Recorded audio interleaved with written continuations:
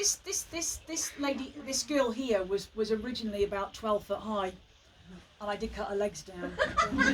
Very bad thing to do. But she was bigger than the father. This is her father here. And yeah, you know, they were having a happy time, but at some point, what happens is that the dad gets angry, and he must have been really, really, really angry because, unfortunately, he pushes his daughter over the cliff.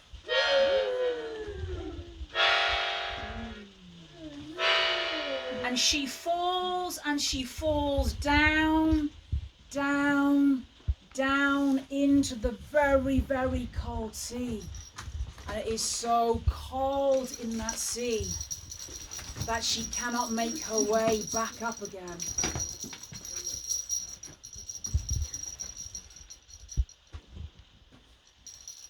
And she remains there for a long time, and the currents and the ocean wash about her body. And huge crabs come and nibble at her flesh. They take away her flesh, and small fish as well. They come. There it is. There are actually loads and loads of creatures, but in fact I'm missing quite a few people behind the scenes.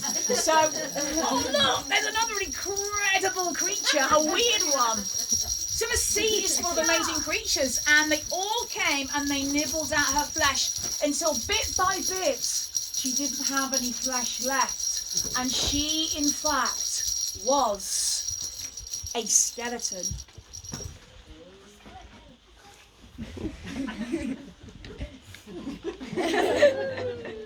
There she is, and there she remained, resting and moving with the currents down at the bottom of the sea. Her arm is just, you know, it's all kind of, you know, it's moving with the flow, it's moving with the ocean. Now, one amazing, beautiful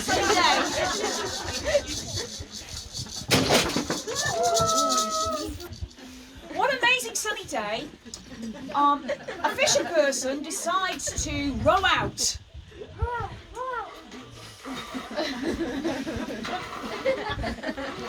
There he is. And everybody says, do not go to this bay, do not go to this bay. But it's really sunny, it's really bright, and he's feeling super happy and super lucky. And so, row he does.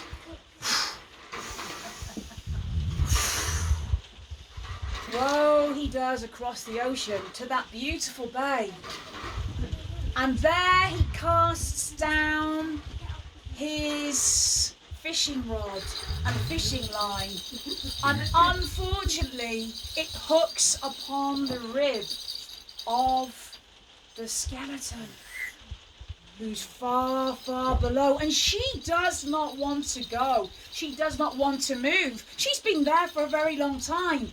But he's really excited. Whoa! This is a big catch. He can't see that it's a skeleton. So he starts to reel her up. Oh, gosh. He's reeling her up and she's flailing about in the water. She does not want to come up. And up she comes. Wow! He cannot believe his eyes. This horrible, horrible, beastly skeleton is attached to his boat. To row away, and row he does, and every time he turns around, there she still is, all mashed up and stuck to his boat. Ah! He's terrified. Ah! And she seems so massive because she is. And so there's nothing for it but to row to land. And that is what he does. He rows all the way to land. And he jumps out of the boat. There he is. And look, there's his house. And he runs and runs. gets into his house, which looks a little bit like an igloo, and he lights his lamp. And at last he's at home, he's safe. But as he lights the lamp, what does he see upon the floor of his home but the skeleton? And this time he does not feel scared because he can see all her bones are in disarray. And actually he feels sorry for her, he feels compassion for her. And he decides to make himself a stew, and over the night he rearranges her bones and he puts them in order, bit by bit. All through the night he works. And he becomes very, very tired, and he decides to go to bed. Get to bed, get to bed. There's the bed flying through the sky. It's a puppy show. Look, oh, he's having such a nice rest because he's had quite a time. And the skeleton is on the floor, in fact.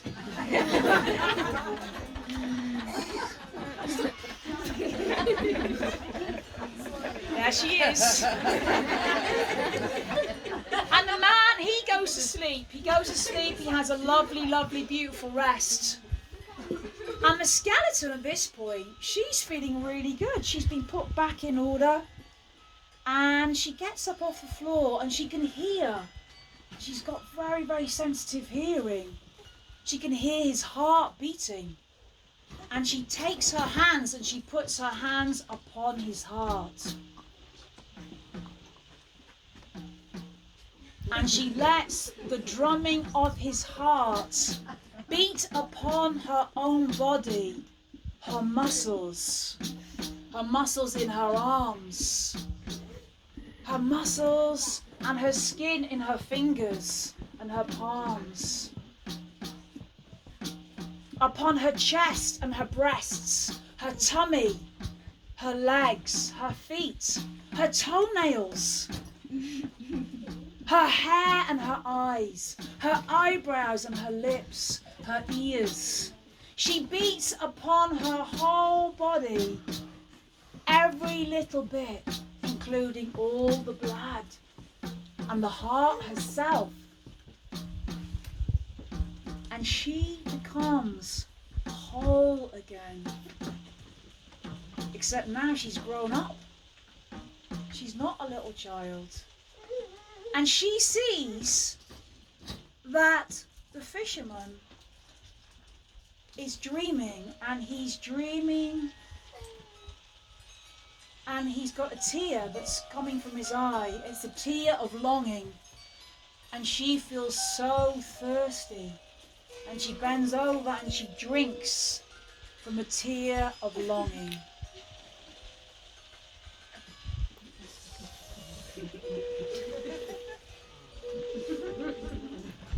Just like that.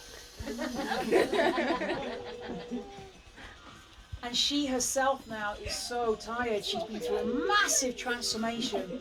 And she lays down next to the fisherman and goes to sleep. And in the morning, they have so much to say to each other. And they really, really get on so well.